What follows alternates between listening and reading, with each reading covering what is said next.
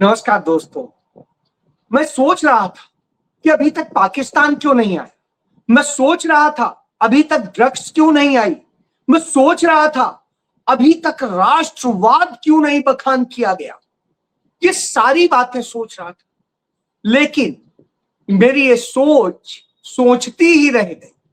उतनी देर में भाजपा की पुलिस ने, जी हां, भाजपा की पुलिस, भारत की पुलिस ने, किसी देश की पुलिस ने, भाजपा की पुलिस ने, भाजपा के प्रधानमंत्री ने और भाजपा के राष्ट्रीय सुरक्षा सलाहकार ने यह साबित कर दिया कि यह सब कुछ जो हो रहा है, स्टूडेंट प्रोटेस्ट कर रहे थे, स्टूडेंट गालियां दे रहे थे, स्टूडेंट जो कुछ कर रहे थे वो सब पाकिस्तान से बैठ के जैसे मोहम्मद करा रहा था।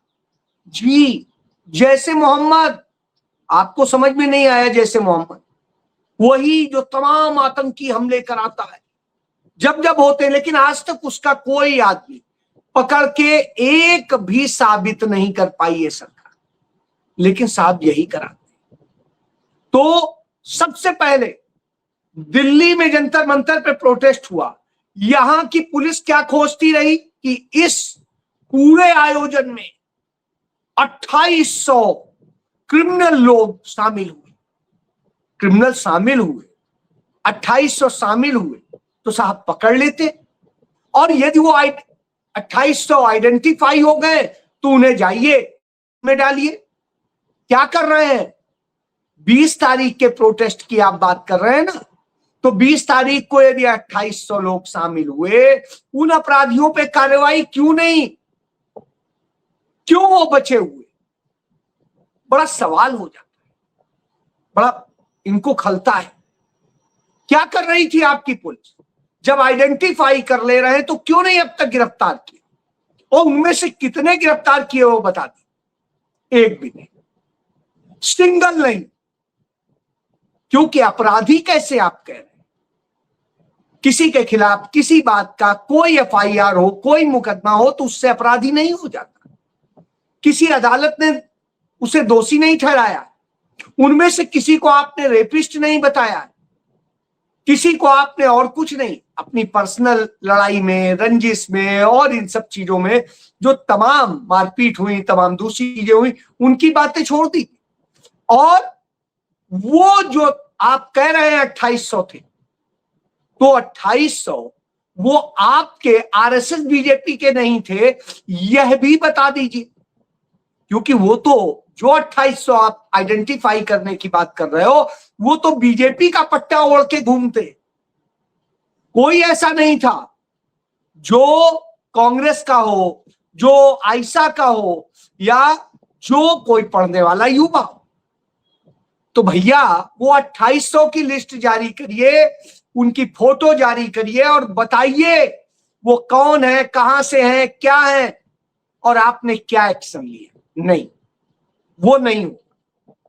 दिल्ली पुलिस यह नहीं पता कर पाई, भारत की आईबी यह नहीं पता कर पाई, तमाम केंद्र की एजेंसियां यह नहीं पता कर पाई, मिलिट्री इंटेलिजेंस नहीं पता कर पाई, क्योंकि मिलिट्री का भी हेडक्वार्टर थोड़ी दूर पर। कोई पता नहीं कर पाया कि इसमें जैसे मोहम्मद भी था। रॉ भी पता नहीं कर पाई। लेकिन बंगाल में नई नई बनी भाजपा की पुलिस, उसका एसटीएफ गौरव शर्मा, वो खोज लाता है कि इसमें जो है जैसे मोहम्मद के लोग थे। एक लड़के को गिरफ्तार करते हैं, एक लड़की को गिरफ्तार करते हैं कि ये उसकी गर्लफ्रेंड, और इसके बाद कि जैसे मोहम्मद वो वहां ये करने वाले थे, वो करने वाले थे, ऐसा करने वाले थे। इतने सपने आपको आ रहे हैं। जब कार्यक्रम खत्म हो गया, धरना खत्म हो गया, प्रदर्शन खत्म हो गया, तब आप कह रहे हैं वो करने वाले थे। और जब करने वाले थे तब तो आप नहीं पकड़ पाए, तब तो आप जान भी नहीं पाए। बड़ा अजीब सा नजारा चल रहा है। इस तरह से करके युवाओं को बदनाम करने और उनको किस तरह से शिकार बनाया जाए, इसकी साजिश रची जाती। आज तक आप एक रिकॉर्ड निकाल लीजिए, जैसे मोहम्मद के नाम पे और तमाम आतंकी संगठनों के नाम पे जितने लोग गिरफ्तार किए गए, उनमें से किसी एक को सजा हुई है क्या?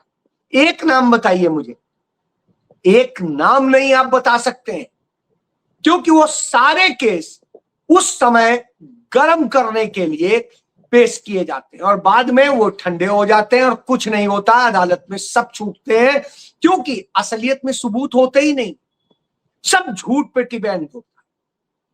और आज तक जिन जासूसों की जो पाकिस्तान के लिए काम कर रहे थे, आईएसआई के लिए काम कर रहे थे, वो जिन लोगों को सजा हुई वो आरएसएस से जुड़े हुए, बीजेपी से जुड़े हुए, चाहे वो वैज्ञानिक रहा हो डीआरडीओ का जो गुजरात से था, और इसी तरीके से हो। तो यानी आप समझ लीजिए ये खुद ही ये तरह के लोग प्रस्तुत करते हैं। इन्होंने एक बना रखा है राष्ट्रीय मुस्लिम मंच, उसमें वह इंद्रेश कुमार उसका प्रमुख है जो समझौता ब्लास्ट के मामले में संदिग्ध था, आरोपी था। और वही इंद्रेश कुमार, इनकी सरकार आई, सबको बचा दिया गया, सारे आतंकियों को बचा दिया गया, यहां का हो चाहे मालेगांव का हो चाहे हैदराबाद का हो, कहीं का भी, क्योंकि इन्हीं के एनआईए कर रही थी, सबने बचा दिया, सीबीआई कर रही थी, इन्हीं ने बचा दिया। तो साहब यहां पर भी इसी तरीके से होता है। तो कोई इसके आधार नहीं है, लेकिन साहब कुछ भी कनेक्शन बता दीजिए, इनके इससे कनेक्शन है, इसके जरिए उससे कनेक्शन है, उससे जरिए उससे कनेक्शन है। लेकिन हुआ क्या, क्या आपने पकड़ा? आज तक ये नहीं पता कर पाए कि पुलवामा में वो 300 किलो आरडीएक्स कहां से आया था, कौन लेके आया था, कैसे आ गया। और इतने दिन, 7 दिनों तक वो गाड़ी, वो आरडीएक्स भरे हुए उस मेन रोड पे खड़ी रही जहां पूरा कानबाय जाता है, रोज निकलता है। इसके बाद में पहलगाम में कौन था, कौन आया, कौन कर गया, क्या है, आज तक उसकी इन्वेस्टिगेशन में कुछ नहीं, कोई खोज खबर नहीं। लेकिन साहब कनेक्शन निकल आया, चलिए निकाल लिया आपने। अब प्रधानमंत्री क्या कहते हैं वो भी सुन लिया। इन्होंने कहा कि उनसे वहां से सारी ड्रग्स आ रही है, युवाओं को ड्रग्स का लती बनाया जा रहा है और इस तरीके से सब कुछ हो रहा है, सारी चीजें बता रहे हैं। यदि बॉर्डर पार से आ रही है, यहां लत बनाई जा रही है नशे की और सब कुछ किया जा रहा है, तो आ कैसे जा रही? बॉर्डर सिक्योरिटी फोर्स आपकी होती है, सेना आपकी होती है, इंटेलिजेंस आपकी होती है, इसके अलावा यदि कहें विदेश मंत्रालय भी आपका है, रॉ, आईबी, सब कुछ आपका है, तो फिर बताइए कैसे आ रही है? और फिर मिलिट्री इंटेलिजेंस भी होती है बॉर्डर, तो कैसे आ रही है? नहीं, वो तो मुंद्रा पोर्ट से आ रही है या किसी और पोर्ट से आ रही है। अब तक जितनी नरेंद्र मोदी शासनकाल में सबसे बड़ी खेप पकड़ी गई है ड्रग्स की, वो मुंद्रा पोर्ट पर ही पकड़ी गई है, जो अडानी। तो अब आप समझ सकते हैं, इसी तरीके से तमाम सारे सच सामने आ, जितने लोग ड्रग्स के तस्कर पकड़े गए, जम्मू कश्मीर से लेके गुजरात तक, गुजरात से लेके पश्चिम बंगाल तक, वो सब बीजेपी से जुड़े हुए क्यों निकलते? उत्तर प्रदेश में भी वो बीजेपी से जुड़े हुए निकलते। तो अब आप सोच लीजिए, सारे ड्रग तस्कर इनके। उत्तर प्रदेश में तो देखिए कोडीन का नशा जो होता है वो बना के बेचने वाला, वो आज तक एक तो असली तो गायब है, और जो जेल में है उनको जमानत दिलाने के लिए साहब किस तरीके से हाईकोर्ट के जस्टिस तक को प्रभावित करने की कोशिश की गई। हाईकोर्ट के जस्टिस ने बाकायदे ओपन कोर्ट पे कहा ये कानून के लिए काला दिन है। तो अब आप सोचिए इस तरह से हो रहा। और कोडीन का जो नशे की तस्करी का मुख्य है वो दुबई में बैठा है, वैसे ही जैसे दुबई में बैठे इनके विवेक ओबराय हो या माधवन हो, ये वहीं से बैठ के मोदी को महानतम और न जाने क्या क्या बताते रहते। इनके भक्तगण जो है पटना में मोदी का मंदिर बना रहे हैं, एक ने पुणे में बनाया था और फिर उसने पिछले 2024 में छोड़ दिया, बीजेपी ही छोड़ दी। सोचिए, और कह रहा था मैंने बड़ा पाप किया, इसको भगवान बना, और अब पटना में बन रहा है। क्योंकि पटना में भी इन्हीं की सरकार आ गई है। तो इसी तरीके से एक मंदिर जो है गुजरात में बनाया था एक। तो साहब ये मंदिर बनाते रहते हैं, कभी मोदी के, कभी किसी के, कभी किसी के, देश बनाने की तरफ। तो नरेंद्र मोदी यह बताते हैं। तो पूछिए 12 साल से आप ही तो है शासन में, और 12 नहीं 12.5 साल हो गए। इतने समय से आप सत्ता में हैं, फिर ड्रग्स कैसे आ रही, बच्चे लती कैसे बन रहे हैं, घुसपैठ कैसे हो रही है, कहां से ये सब हो रहा? ये तो स्टेट का सब्जेक्ट ही नहीं है, राज्य का कोई लेना देना नहीं है। अपने आप में हर बात का जवाब मिल जाए। आप इनके नेशनल सिक्योरिटी एडवाइजर वो पुणे जाते हैं, पुणे में पुरस्कार लेने जाते हैं, उन्हें पुरस्कार देने दिल्ली से अमित शाह जाते हैं, मुंबई से वहां के मुख्यमंत्री फडणवीस जाते हैं, और तमाम मंत्री और सारे पहुंच ही जाते हैं जब अमित शाह पहुंचे।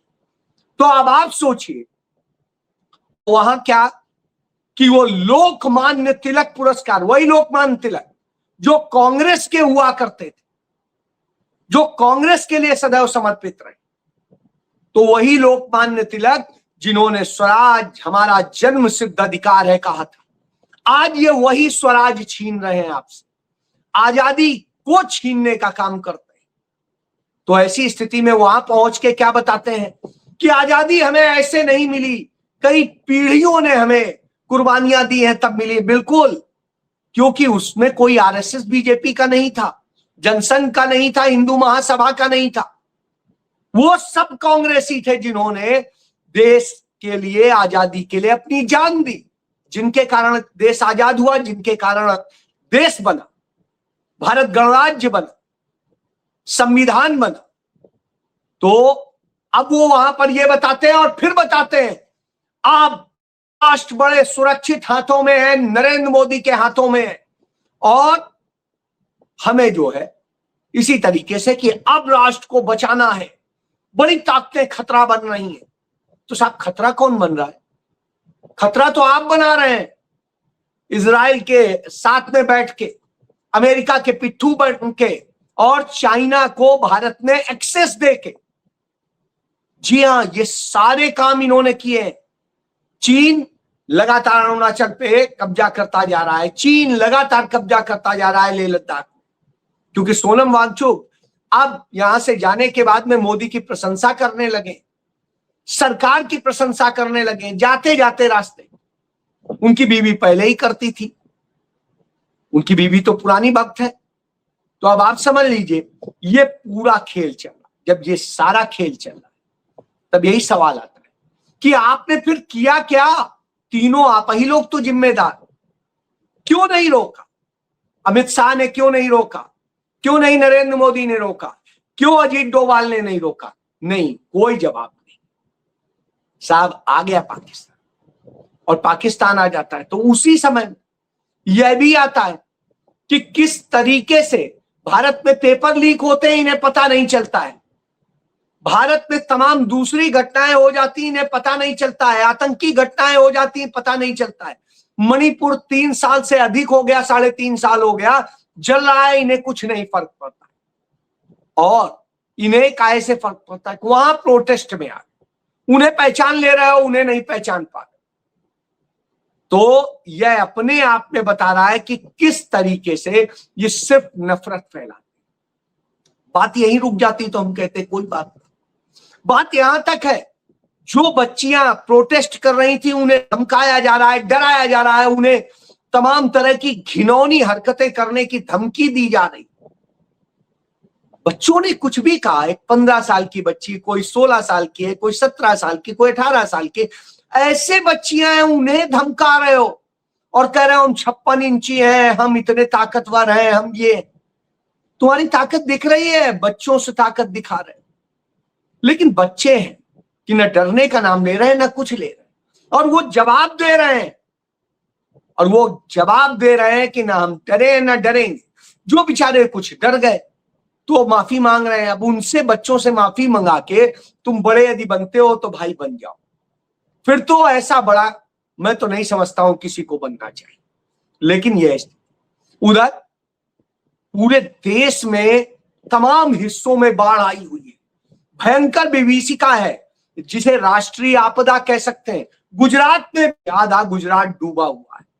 इसी तरीके से केरल में, कर्नाटक में, असम में, जम्मू कश्मीर में और तमाम हिस्सों में बाढ़ की विभीषिका है।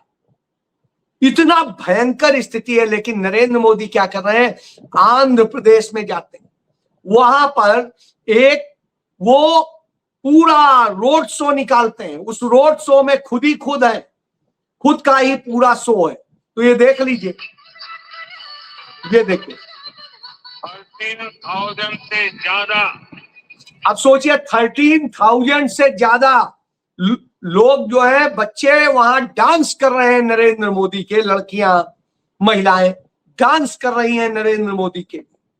जी हां, यानी 13,000 से अधिक।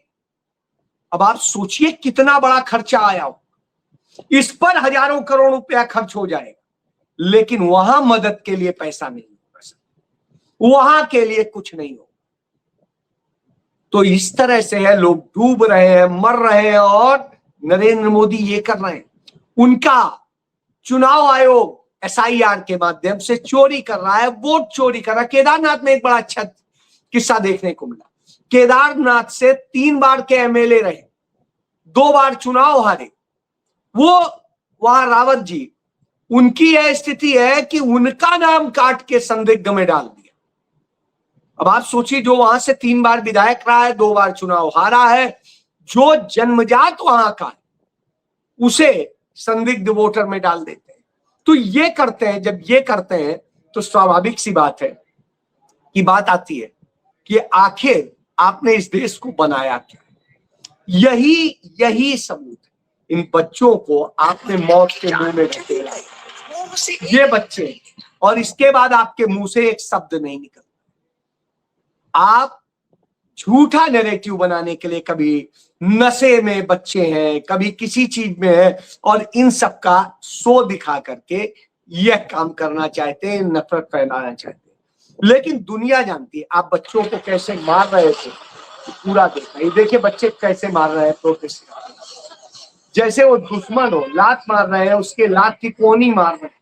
ये स्थिति है इनकी। ये आप देखिए, जवाब देंगे। ये निहत्थे बच्चों पे ऐसे लाठियां चल रही थी। तो जलियांवाला बाग में क्या हुआ था, यही तो हुआ था। जब यही हुआ था, ये देखिए लड़की, ये स्थिति है। इसी तरीके से तमाम चीजें। और यदि आप कहेंगे आज सवाल, तो सवाल तब ये पूछती थी, लेकिन अब पुलिस अत्याचारों के सीधे जिम्मेदार होने के नाते हम इस गृह मंत्री का इस्तीफा मांग रहे हैं। बल्कि हम तो बर्खास्तगी की मांग कर रहे हैं, इस्तीफा तो वो देंगे नहीं जितने एरोगेंट वो हैं। हम प्रधानमंत्री से मांग कर रहे हैं कि उनको बर्खास्त करें।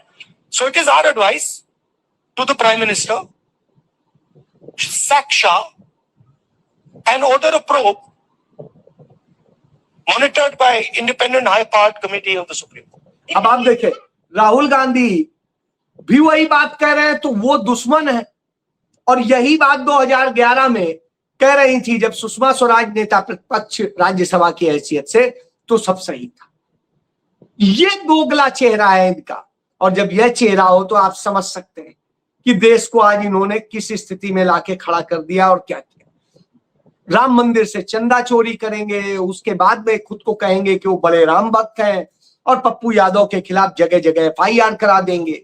राहुल गांधी के खिलाफ FIR करा दी। कौन डर रहा है?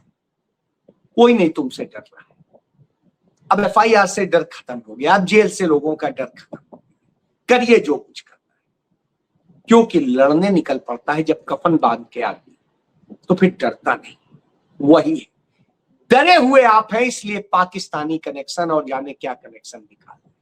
यह सच है।